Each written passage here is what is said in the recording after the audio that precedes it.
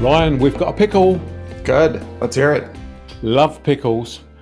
Pickles are business problems, if you recall. And Irene Beard has wrote Beard. Irene Beard. You got pickles on the brain, Colin. Irene my Bread and Sally Ham and John Cheese all wrote together. And, yeah. I'm sorry, Irene. My apologies. Trying to read things too quickly. Anyway, so the pickle is I can't speak correctly. I have no and I run a podcast and have been for 6 years. I have no solution for that. Anyway, so Irene wrote to us basically saying that she's starting her own company, gonna leave and start her own company, and she's always believed in a strong brand. But how does she plan what people take away from the brand? Okay, Yeah. so the good thing is that she's starting off with the end in mind, I guess, which is that's great. what's the takeaway rather than just pick a name and go, yeah, that sounds a good idea, and going on with it. So I know you teach on this stuff, don't you? So what's your thoughts? I'm so glad you asked, Colin, because I have opinions. You do. I do. This is the reason you're on the show, mate. It'd be very boring if you didn't. No, I have opinions about branding, and I'm happy to share them. And unfortunately, people are stuck here listening to me. And the good thing is that Ryan may have opinions. It's just they may not be the right opinions, and I'm here to determine whether that's the case. Rewind and listen again. I never claimed my opinions were worth anything. So the first thing, and I think that Irene is already on the right path. I think she's thinking about this appropriately, but not everybody does. So I will flag this as a warning. The first thing to remember about brands is that brands are tactics that we use. Yeah. So I'm a big believer in the distinction between strategy and tactics. You need a goal, right? You need some way that your company is planning on delivering value to customers, and that involves choosing your target customer and positioning your offering and figuring out what the source of value is. All of those things need to come first. You need to know what those things are, because your brand shouldn't be just a clever name. It shouldn't be a really cool, fun logo. Your brand is a tactic. It's a way of creating and communicating value to your customers. And so it's just a tool. And so if we create our brand independent of our strategy, we're leaving a major tool on the table instead of actually using it to deliver value. So that's my first opinion. So I think here's a question I've never asked you before. When did brands first come about? Because I was just sitting here thinking about the Victorian days of that's right. Of where you had, I don't know, Smith and Son, and it wasn't a brand, it was just the name of a company. So but by definition it became a brand. That is a brand. No, the first brand that I'm aware of historically was an English tea company. And they did exactly what you said, which is they started marking their product so that people would know where it came from. And so branding, as I understand it, the historical records that I've looked at say that was the first known instance. So it does come from England originally. We can think about brands as happening in different stages historically. The earliest instance of it is just as you say, where companies would kind of mark where something came from as coming from them. So just kind of, this is the branding in the same way you would brand cattle, where it's, we're marking this as coming from us or owned by us. This is mine, or it's provenance, so that it signals some kind of level of comfort or of quality, so that if something's terribly wrong, you know where to go to. More recently, as we think about brands, they can actually create value. Customer. So over and above the quality of the product itself, we could hold that constant. But if one has a better brand, then people might actually derive additional value from that. Sure. All right. Yeah. So what's the model? I know you have a model, and then we can run straight into it. Great. Okay, so when thinking about the sources of brand value, what you want people to take away from it, I would encourage you, with your strategy in mind, and once you know who that target customer is and what value you're trying to provide for them, think about the different sources of value that you can provide to the customer through your brand. So I've got a framework that I teach that has 4 different levels on it. Sometimes it's called the brand ladder because you can think of this as running from most concrete up to most abstract in terms of sources of value. So at the lowest level, there's functional value, and then we've got like emotional or psychological value, social value, and then lifestyle or self-expression value are the 4 levels. Now, we're going to walk through this framework, and I'll kind of give you examples at each of these levels, and we can talk about how brands can migrate between them. But I want to emphasize there's nothing like magic about this framework. There are other Sure. people who have proposed other similar frameworks. You sent me a report from Forrester, and they identified a different set of values associated with brands. So brands can have economic value according to them, or functional value, or experiential value, or symbolic value. And you can see Yeah. that there's Yeah. a fair bit of overlap between those 2 distinctions. Yeah. I mean, we were involved in, we were interviewed and stuff for that bit of work that Forrester did. And when I read it, I thought, yeah, this is the same, Yeah. the same stuff. So Yeah. it's different labels, but exactly on the same lines. Yeah, I'm a big believer in frameworks. I think they're really powerful. They help us organize our thinking. They make sure that we don't like forget certain types of information in our Sure. decision making. I'm also not doctrinaire about frameworks either, though. I don't think like Sure. this is the one framework that must be used. So, if you're familiar with Forrester's framework and feel more comfortable with it, great. I don't see any Sure. problems with it at all. I think that it can work Sure. as well. So, but we're going Sure. to use mine since I'm here. Yeah, absolutely. So let's go through each of the 4 levels, and I'm going to use Harley Davidson as our example um, of this. So at Right. the lowest level, there's the functional value of the brand. You can think of this as like the signal value of the brand. So I want to buy a high quality, high performing motorcycle, for example, but I don't Yeah. know a lot about motorcycles, and I don't have the time or the knowledge to be able to like disassemble the engine of a motorcycle and make sure that it's like going to perform well. So instead, I can rely on this quality signal of the brand. So does Harley Davidson have a reputation for making high quality motorcycles that will Sure. perform well and are dependable and reliable, all that kind of stuff. All right. So that's one type of brand value, is this just signal of quality. And so that's our functional level. Good? Sure. Okay. Yeah. And when you Next, say functional, let me dive into that a please. little bit. It Are you talking also about sort of the function of the product or the service as well? Uh yeah, in terms of like which attributes it has and so on. Yeah. So in other words, you tend to look at it, you tend to look at the world through functional eyes. So in other words, it's a bit about I don't know how fast the processor is, or when you were talking about Harley Davidson, I was thinking of how loud the bike is, or Right. something. Yeah, that type of thing. A more, maybe I'm stumbling over my words. It's more sort of product related. Yeah.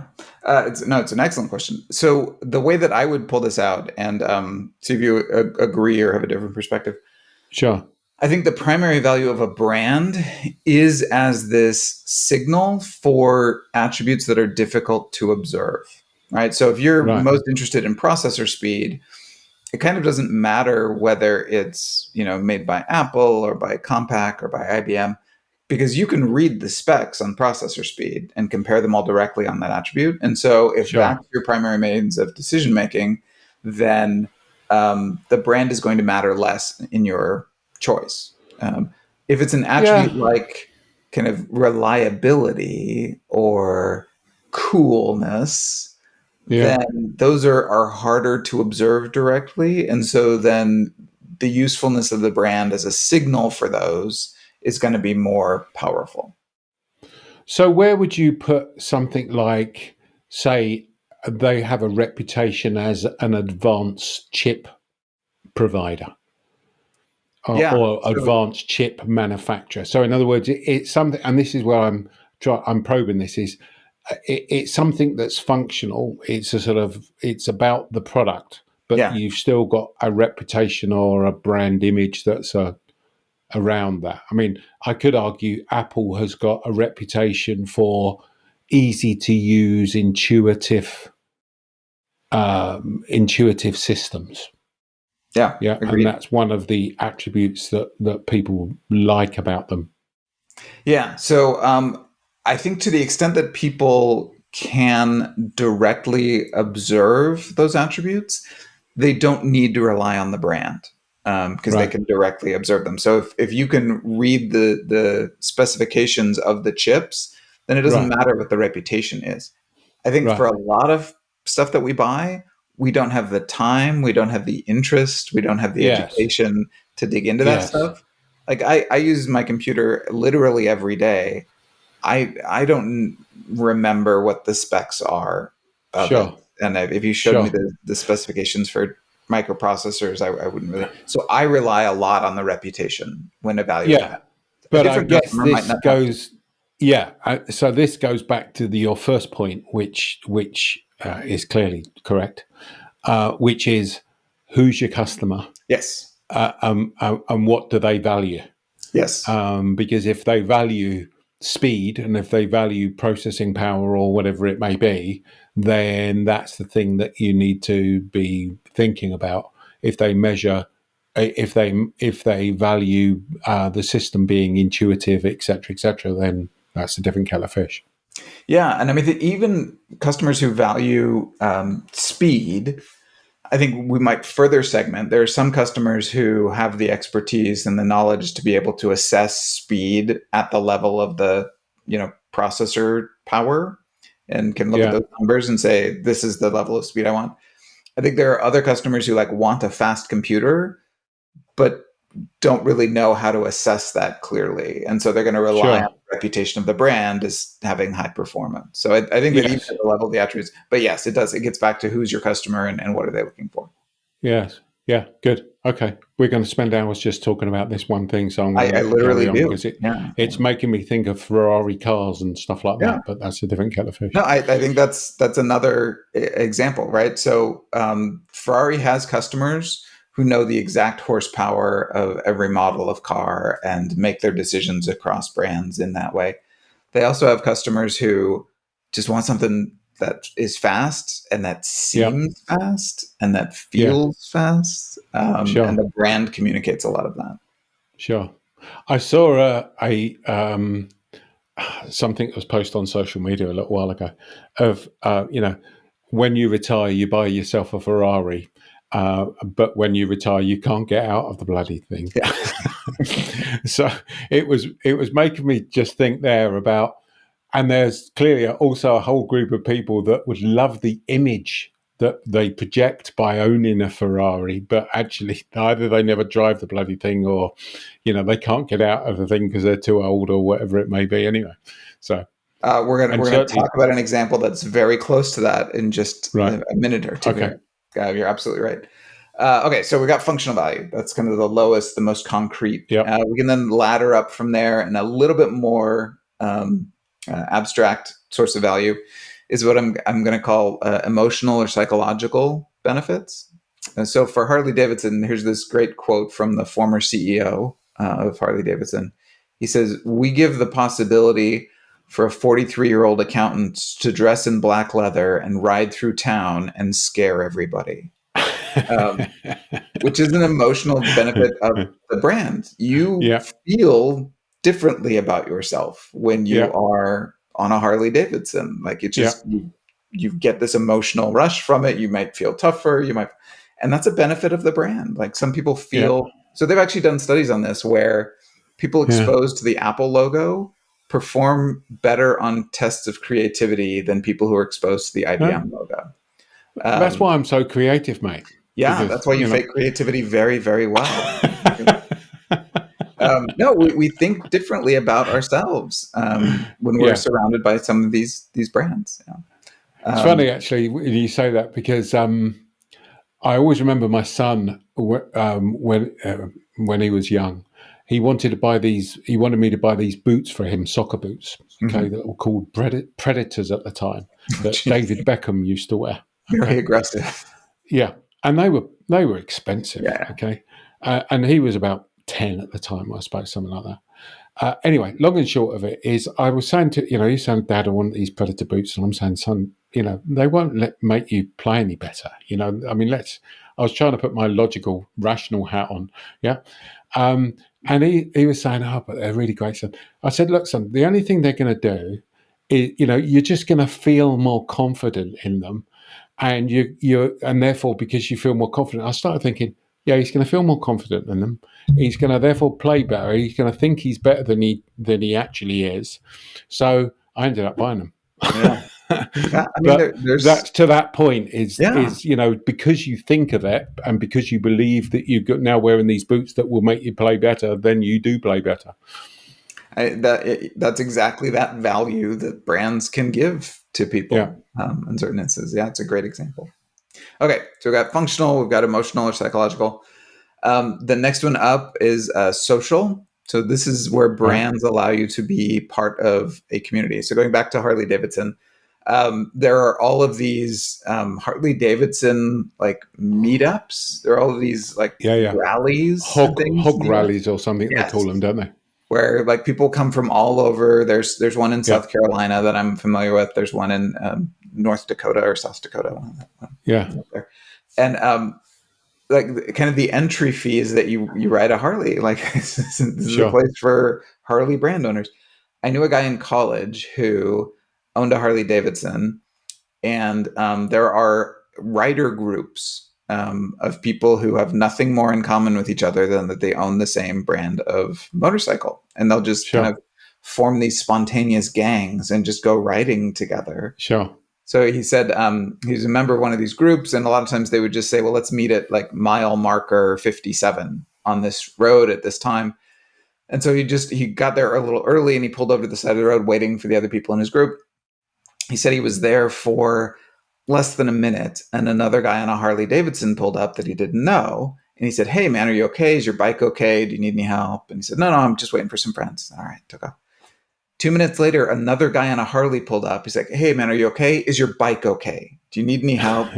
He was there for about 5 minutes before his friends started showing up. 3 guys on Harleys pulled over to ask him if his bike Wow. was okay. Yeah. So the thing I take from that story, mate, is Harleys aren't very reliable. That's one potential Or takeaway. the perception is. Um, these, they look out for each other, right? Yeah. If you own a Yeah. Jeep, there's the Jeep Yeah, no, wave. Jeep I owners own will it. wave to each I've other on the got a freeway. I've got a Jeep in Sarasota, and I can't believe the amount of people Yeah, that wave to you. And you think to yourself, why are they waving? When I first got one, I think, why are they waving at me? Have you I, own a Jeep. You're a part some? of the club. Yeah. Yeah. I Yeah. mean, that's a real benefit. That's a social benefit. Like, there's Sure. no secret fraternity of like Hyundai Sure. Elantra owners that are looking out Sure. for each other, right? So Sure. this is only certain brands. So Um, if I'm thinking of Irene for the moment, yeah. because what it's making me think is, and this is me with my practical hat on again, which is going, you've therefore got to do things, haven't you? Yes. It's all right just going, okay, I'll be a social brand. Yes. But you can't just go, well, I'm going to be a social brand, and do nothing. You've Yes. actually then got to do a series of things to support that, and that could be, in this case, as you're describing, running events, having some type of membership only club, or creating that whole bit around it. So it's an important thing to pick out. It's the classic stuff around customer experience, which is, it's all right saying that you want to do these things, but are you willing to put your money where your mouth is, basically? Exactly. I'm sure we could come up with examples of brands who fell into this, where there were spontaneous communities that grew up around their brand. But you can't rely on being lucky. Like, if this is an important part of your strategy, like just as Sure, you say, you've got to have a plan for it. And so sure. facilitating some kind of social event, realize that this is going to work better for some brands than for others. So it works Sure. well for brands that are like closely tied to identity. We'll get to Yes. lifestyle branding in a second. Mm. Part of the reason that I think, Jeep owners wave to each other is that a lot of people identify as Jeep people. Like, this is the kind of person I Sure. am. This is very, it works better for like badge brands. So very public Yes. brands. Yeah. If You it's see, if it's less of it a, made me think of when you said that. It made me think pens, and I thought, yeah, if you're selling a big pen, then you don't want you're not going to have a community for big pens, you know. big But then pens, it made me no. think, but if you're selling a Mont Blanc or Exactly. something like that, then maybe that's a different thing. So again, it's where you're positioning it in the market, isn't it? Exactly. Yeah. And I think I would assume that there are communities of Mont Blanc pen owners. But to your Yes. point, that needs to then be facilitated, right? So, like Yes. Apple, the logo is very prominent on computers. From a lifestyle perspective, we all have our computers out in public a lot. Like, your Yes. coworkers see it. You can, at cafes and things, our phones. But Apple also very cleverly includes Apple stickers with every purchase. So you can put that in your Sure. car. You can put that so that you can Yes. signal to other people, and people Yes. will start conversations over shared Yes. brand And affiliation. I think I've told you this before, but I I don't consider an Apple store a store. It feels more like a club. Yeah, It feels like I can go in there and just have a wander around and have a chat to some people and play about with the latest things. And part of that is, and again, this is becoming more common now, but we forget about these things. I remember going into one of the first Apple stores and not having the cash register at the front of the yeah, shop, and people just wandering around, and again, you go in there and they've got sessions where they teach you how to use things, etc., all free of charge. Again, all and again, that's all about bringing people in and creating that community, isn't it? yeah. But It's it all very obviously deliberate. comes at a cost. Yeah. So it depends on whether people are willing to pay for that. And I guess how they're paying for it is in the cost of the I product. mean, to your point, not every brand can develop strong social value. That Sure, this needs to be a decision that makes sense to you. sure, sure. Good. So the last one is lifestyle or self-expressive value. So um, this can be a little bit hard to distinguish from social value, but the idea here is essentially we're using it to construct a part of our identity. And Yeah, so, this might be something that we express to others or even just to ourselves, but we identify very strongly with the brand. They become kind of a part of us. So back to Harley Davidson, I had an aunt who worked at a Harley Davidson store in Northwest Indiana, so kind of a suburb of Gary, Indiana, in that region. And she said it was shocking how many women came into the Harley Davidson store to buy branded apparel who did not own a Harley Davidson motorcycle. right. So they just wanted to be associated with the brand. It communicated something Sure, to other people and perhaps to sure, themselves about who sure, they were and what they valued and kind of what they liked. And sure, that was important to them. So to sure, your point about people who might wear, you know, associate themselves with the Ferrari brand without actually owning one, there was actually an episode of sure. the sitcom Friends where one of the characters started wearing a Porsche jacket and like carrying around a Porsche keychain, but he didn't own a Porsche. And it was just this elaborate ruse to communicate Sure, something to other people. sure. It was making me think of I don't know if you know, but because I know you don't follow soccer, but Lionel Messi. I don't know if you know Lionel Messi. I know He's of Lionel Messi, yes. one of the greatest soccer players, if not the greatest soccer player that's lived. Has just joined Inter Miami, Yes. and you can I think he's imagine played 3 games as of this recording, and he already almost has the team goal record, like lifetime goal. probably, I think I read that yeah, headline. So Yeah, no, he's an amazing player. I took my son over to Barcelona when he was playing over there to see him play. Amazing player. But it was making me think how many shirts are now being sold, Yeah, and how many shirts are being sold with Messi on the back, and and I was listening to a report the other day that was talking about how the club has gone up in this, and all the publicity that everybody's getting, even just us talking about it now, the club is getting because of that, and that sort of comes into that sort of lifestyle thing, doesn't it? absolutely. Yeah, I think it could also have a social component. Like there may be people that you can Yes, connect to who are also Messi yes, fans.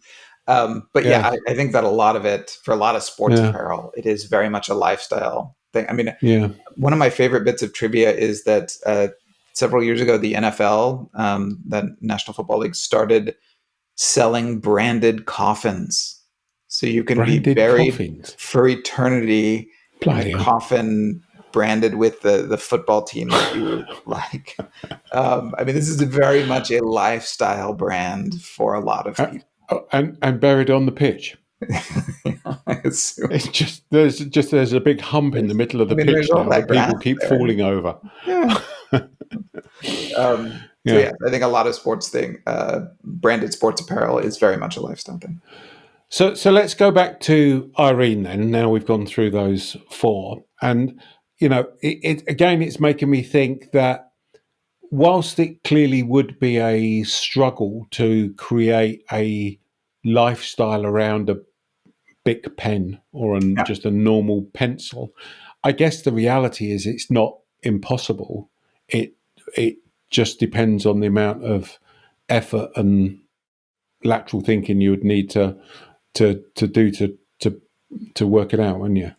So let me step back and explain a couple of the reasons that I like this framework, this tiered framework. Yeah, Um, so the first takeaway is that just with the Harley Davidson example, a brand can be good at more than one thing, right? So yeah, you could think about this ladder as existing, and then at each rung, there's kind of like an indicator bar talking about how sure, good they are. So I think Harley Davidson is good at most of the things on the brand level. But a brand doesn't have to be. Like in order to create value for a customer, I would argue that they need to be strong on at least one of those. sure, And there are brands that are just strong on one. So Bic pens might be one where they don't need to be a lifestyle brand to be successful. They're very good at what no, they do. I use the example of sure, Hanes t-shirts. sure, So Hanes are very innovative in terms of the functional qualities of the t-shirt. So if you've seen any of their old TV commercials, they had Michael Jordan talking about like how they had this new lay flat collar design, so you wouldn't get bacon color. The idea that if you wash the sure, shirts a lot, then they kind of like wrinkle up and don't look good. They were among the first brands to like take out the tag in the back of the shirt, so it's not always digging into your neck, right? So these are very functional improvements of the t-shirt, and that's why you buy a Hanes t-shirt, is because it sure. functions well as a t-shirt, and Well, that's enough. That's enough to be successful. to be honest with you, by the very definition that I'm saying big pens, and Yeah, you understand what in the yeah, hell I'm talking about, yeah. uh, It's been a shows that they're strong successful at brand branding. for 50 years, 80 years. Yes, Yeah. yeah, So yeah, but the other part of this is brands can start to stack up these benefits. So my advice to Irene is, as you're figuring out who your customer is and where you're going to go, um, give some thought to these different sources of value.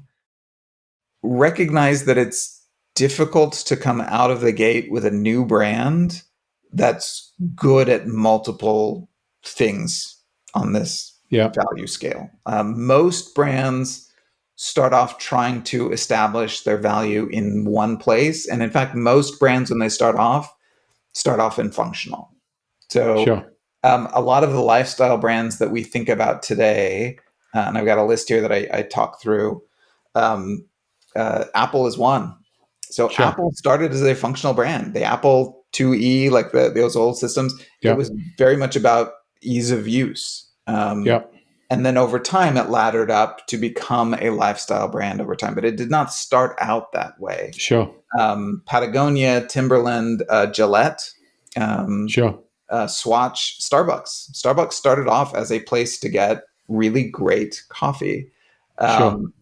And then over time, it evolved into a lifestyle brand where people would carry the cups around as accessories and so on. Dove soap also used to be Yeah. great for moisturizing your skin. And then they ran the Real Beauty campaign, and it became very much a lifestyle brand. So my advice to Irene is you don't need to start off with functional, but you do need to start off somewhere. And often for a new brand, functional makes a lot of sense. You kind of establish your bona fides, and then you can start to build up from there and layer on additional.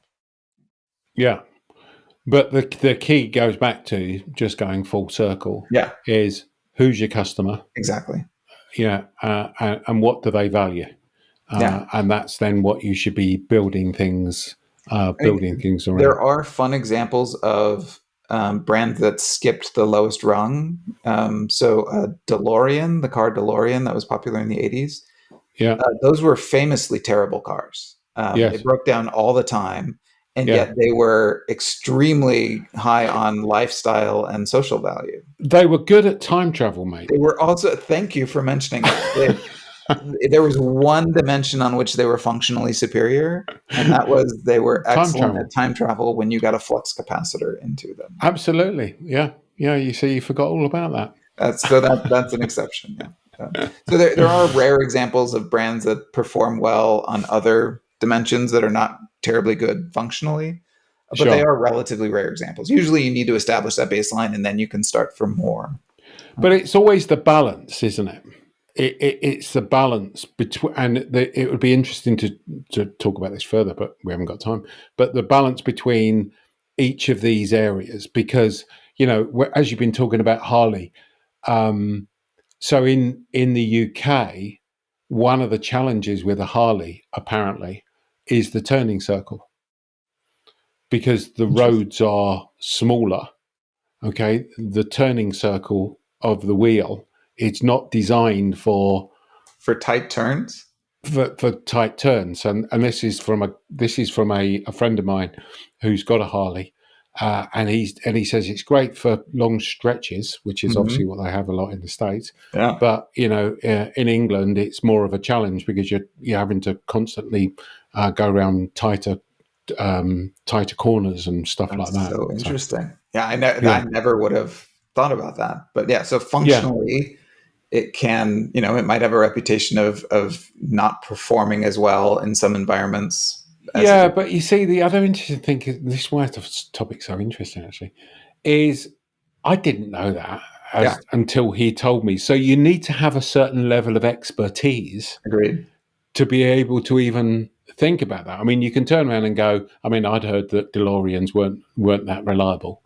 But you need to have a certain level of expertise to be able to even understand and think of the implications of some of these things. So, and we do want to focus on this is the reputational aspect of it. I do think that Harleys might have a reputation for not being a very practical mode of transportation. Sure. They're loud, they're bulky. I don't know that like if you're looking for practicality, right, that would fit into your reputation. So I do think that there's a reputational aspect to that as well. Sure. And it certainly wouldn't be good for me because I've never ever driven a motorbike in my life. There you go. So there you go.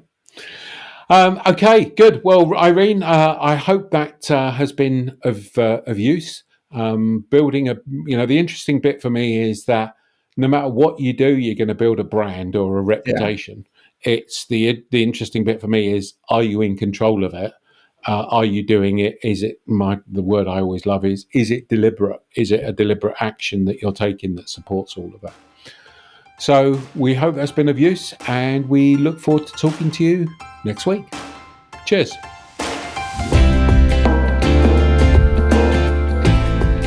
Thanks so much for watching.